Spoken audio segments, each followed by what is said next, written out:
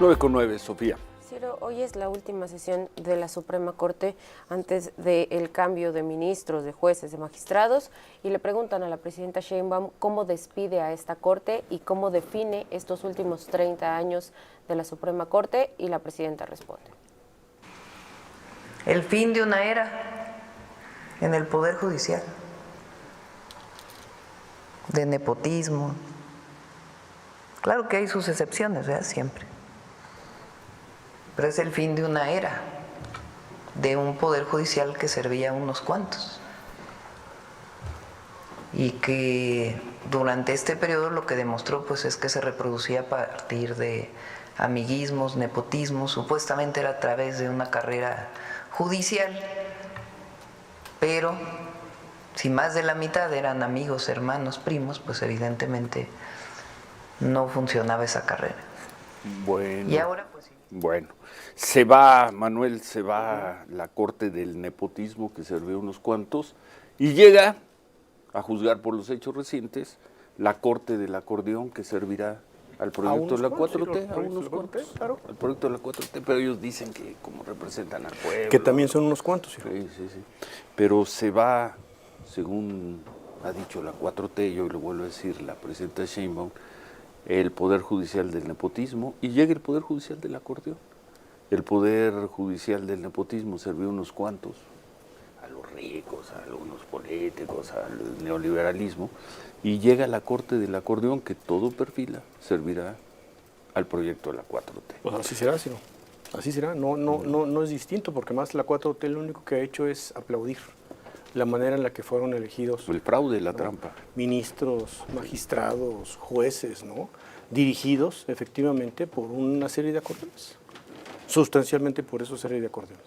Y en esta larguísima despedida de la Corte, hoy, hoy es la última sesión del Pleno, ya no hay pero más, todavía ¿no? hay una sesión. Hay una sesión de final de gestión, debe ser una sesión solemne, correcto.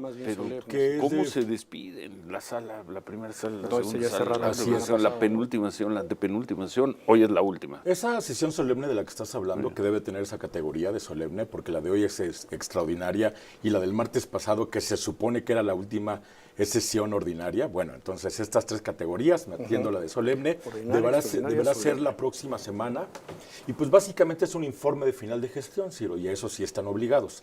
La primera y segunda sala, obviamente, porque desaparecen, y la ministra presidenta, porque termina su periodo al frente de la Corte, entonces también tiene que informar cómo es que termina, que a cuántos asuntos seguramente se va a parecer mucho a un informe de estos anuales que ofrecía antes de salir al receso en diciembre, hacia mediados de diciembre, en donde pues planteaba básicamente lo que había sido el trabajo del año que había corrido. Esta vez son escasos 8 meses y después, ahora sí, se acabó. Lo de hoy es una sesión extraordinaria, tiene 6 asuntos listados, la verdad es que son pocos, el promedio siempre es de 20, 24, 22. Estos 6 asuntos listados tienen que ver básicamente con temas electorales, Ciro.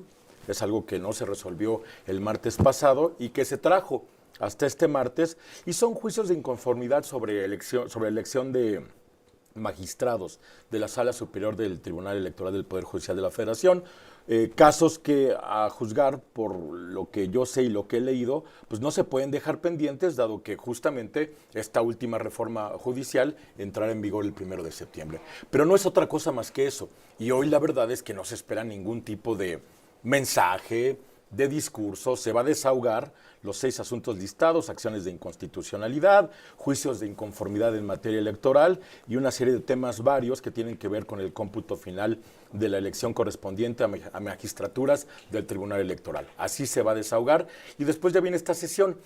Yo siempre he preguntado que si debemos de esperar un mensaje de la ministra Norma Piña, la presidenta de la Corte. Me han dicho, hoy no es el caso, el martes pasado tampoco, que para eso podría ser la próxima semana. Pero en realidad, ¿cómo se despidieron las salas? Primero la segunda y después la primera. Pues tampoco es que estuviera, digamos, en la orden del día mensaje de despedida, sino que son cosas que se acuerdan en las sesiones previas a las públicas, es decir, en esta reunión que tienen antes de salir a las salas a desahogar sus esos temas, y entonces es ahí donde dice, oye, sería bueno que te despidieras. Eso pasó con el ministro Lainez, por ejemplo, que después entrevistaste al día siguiente. Lo decidieron en ese momento y quizá por eso el mensaje que ofreció ese miércoles fue bastante escueto. Después ya tuvimos el miércoles pasado, en la última sesión de la primera sala, la despedida del ministro Pardo, de la ministra Ríos Farjat. Entonces creo que lo que va a suceder será en este tono, pero hasta la próxima semana. Hoy, 6 temas y se acabó, Ciro. Pues que se apure la ministra Piña, porque la atención la próxima semana va a estar en 15 temas distintos. Pues sí. No creo que todo el mundo esté muy concentrado en el discurso de la ministra Piña, que creo que su estrategia de difusión, de comunicación, pues cuando menos este año, desde finales del año pasado, muy triste, ¿no? Para un personaje tan emblemático, optó por ya perdimos, ya me voy, es lo mejor, no sé para quién, quizás sea lo mejor para ella, no estoy seguro que para todas las personas que la acompañaron, ¿no? En la defensa de este Poder Judicial, de esta Corte, haya sido la conducta correcta, ¿no? Pero pues también los hechos van poniendo a los personajes en su nivel, ¿no? Lo de ella fue guardarse, Ciro. Y quizá ese era el verdadero perfil y el verdadero tamaño de la ministra Norma Piña. Vimos a otros ministros cómo argumentaron, cómo pelearon, cómo salieron. Incluso jueces que se hicieron públicos y magistrados, ¿no? O sea, que expusieron sus puntos de vista, que se volvieron activos en redes. En esta silla se sentaron muchos de estos personajes que estaban planteando sus posiciones respecto a un poder judicial que ellos decían en ese momento estaba amenazado. Se consumó y la verdad es que de la presidenta de la Corte no se escuchó tanto. Nada. Quedan ahí, ¿te acuerdas la entrevista que nos dio ¿cuándo fue? Antes de que se votara la supremacía constitucional, la tesis que fijaron los ministros que finalmente perdieron, las entrevistas que nos dieron en aquel entonces, algunos de ellos, lo que nos dijo en par de ocasiones este año el ministro Lainez, lo que han dicho en otros espacios, pero pues Norma Piña se guardó. Quizá fue lo más inteligente, quizá fue lo más sabio, o quizá simplemente se estaba protegiendo a ella misma, ¿no?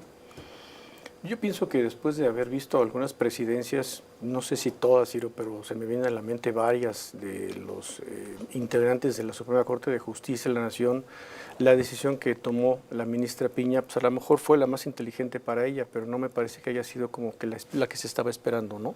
No al interior del Poder Judicial, no al interior de la Suprema Corte de Justicia de la Nación, no al interior incluso de la propia presidenta, ¿no? De la propia presidencia de la Corte, pudo haber tenido, y creo que tenía las herramientas para poder salir y pelear un poco más, ¿no? Si tuvo aquel arrojo de quedarse sentada, supuestamente faltándole al respeto a la institución presidencial aquel día de octubre, ¿no? Digo, perdóname, de febrero del 23, ¿no? Del 23, López Obrador. Pues entonces tenía restos para hacer muchas más cosas, pero entonces aparentemente pues no era otra cosa que un malestar físico que no se lo permitió, y entonces habrá que creerle quizá que fue eso, porque Ciro, ¿no? así era entonces y así es ahora. ¿Algo más, Marco? Nada más, Ciro. Yo, ahora que los escucho, de verdad es que si nos atenemos, por ejemplo, a un recuento hemerográfico de los ministros que hablaron durante toda esta crisis, estoy casi seguro, Ciro, que quien menos entrevistas dio fue justamente la ministra presidenta. Que está bien, puede ser una estrategia. Sí. Pero aquí se dio una batalla y la ministra Piña sabe que ella encabezaba, simbolizaba a una corte que era apoyada por una gran cantidad de personas que incluso salieron a las calles. Claro. Y ella también estuvo a veces ¿no? Yo pienso, puedo estar equivocado, la ministra Norma Piña no estuvo a la altura de este momento de la historia. Quizá me falta información. No, me parece que seguramente, hay elementos, Ciro, quizá me falta elementos, información. es que parece que hay elementos. Quizá esté equivocando mi análisis. no estuvo a la altura. Mira, no solamente, estuvo a la altura. solamente por contraste, Ciro, es decir, frente a, y no es un dicho con mala intención, pero frente a la estridencia de Arturo Saldívar y otros que estaban apoyando el desarrollo de esta reforma, pues la verdad es que el nivel, el tono, el volumen de las voces no fue equiparable. Sí se habló muchísimo más de la reforma que se estaba impulsando y fueron muchas más las voces y más constantes en sus apariciones públicas que esas otras que buscaban frenarla o que la estaban criticando. En fin, última sesión. Última sesión. Hoy, Última 11 de la y media, última 12, de las últimas, de la última. Muchas últimas sesiones finales. Pero ya no que hay ha mucho tenido la tiempo. Corte. No, ya 12 días y se acabó. ¿Qué ¿no? día es hoy? Una semana y 19. se Hoy es acabó. 19. Ya, la 12 próxima- días, Ciro. Próximo martes 26 y dentro de 2 Y martes. bye, ya es bye, septiembre. Ciro, ya, Sí, bye, ya. bye, bye. Así es. Bueno, pues... Por cierto que esta ceremonia del 1 de septiembre será nocturna, ¿eh? ¿Sí? Sí, cuando lleguen los nuevos ministros. Bueno, de noche, Ajá. todo sea de noche. Y Lunes, van a Ciro, tocar lunes, uno. acordeones, música de acordeón. Vamos a pausa, volvemos.